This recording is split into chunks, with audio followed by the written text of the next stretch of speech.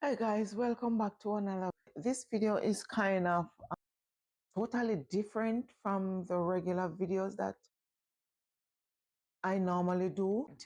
So I'm gonna talk about something that is going around on the internet. It has been going on for a long time. It has been going on since last year. No, it has been going on for about 2 years now, or 3 years, somewhere about there. Alicia Kim. You may be saying, no, so why all of a sudden now I just want to start talk about Alicia Kim? Because I've been watching her for a long time when she and Boo was together.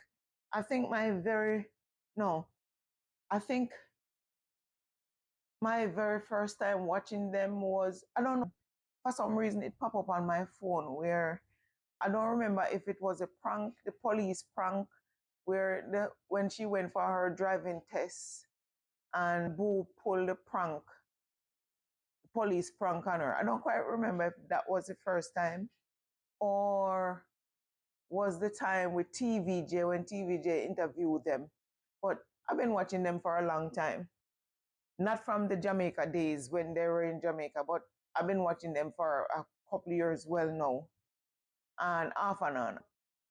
I I didn't know about a lot of the things that was going on before, but what I'm gonna talk about is what is going on presently. And the reason I'm gonna talk about what is going on presently is because I I have been in similar situation as her. But before I get to my situation, before I get to that, I may have to do maybe a series, like follow-up series, like to get my point across, because I'm not gonna do too much long videos. But I I think this is my thinking.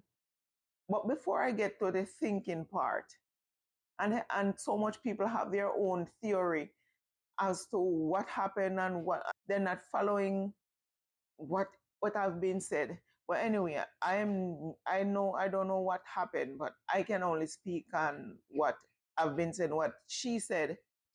I don't follow the man much because I found him to be like like he's hurting. I think he's hurting. And why I said I think he's hurting is because if after he has done so much to her based upon what she said, and he's still dwelling on the past and everything. One day I was watching last week. I This video pop up on my phone where he went to, not the, was it the gym? He walked out on a pier, like on a pier, and I think he was doing some exercise, and he did about few exercises, few push-ups, and then he starts saying, you guys are saying I should leave this girl alone, but you guys don't understand. And he went off on a rant and talking about her. You I if I think that if I initiated the divorce, I shouldn't be dwelling on what happened, what happened, why I did the divorce, why everything and all those things. I don't think I should be dwelling on those things if I initiated the divorce. So sometimes we do things without thinking about the consequences. A lot of us do things without thinking about the consequences and thinking about what is going to happen until when it happened.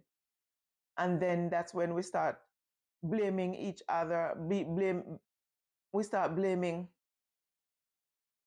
Someone sent a video to me.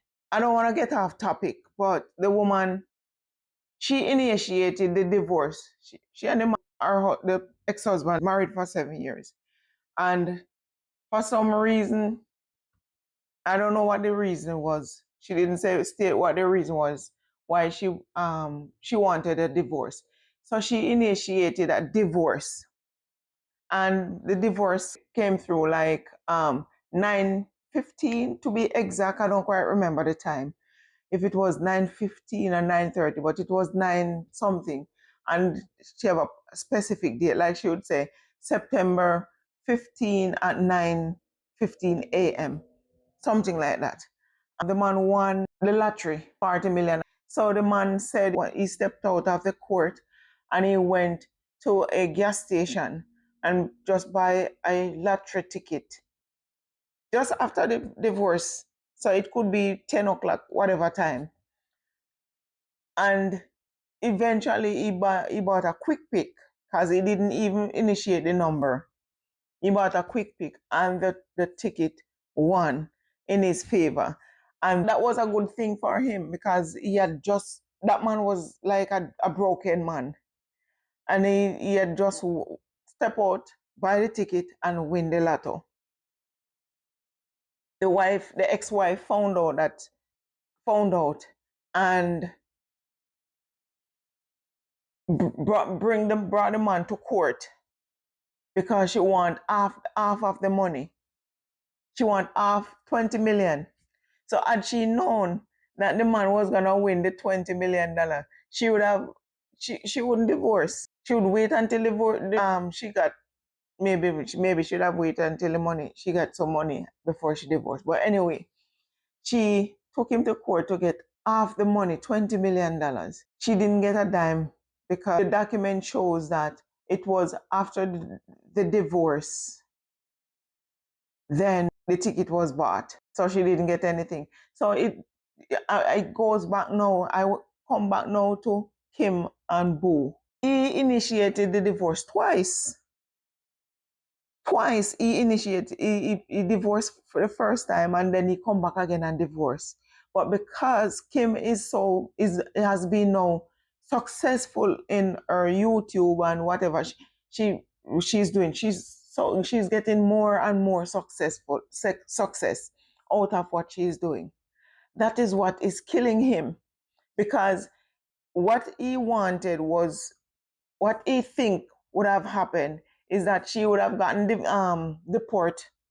have gotten deported, and she would have gotten deported, and nothing, or she wouldn't be so successful. She wouldn't be so successful. I think that's what he's thinking. That's his thought.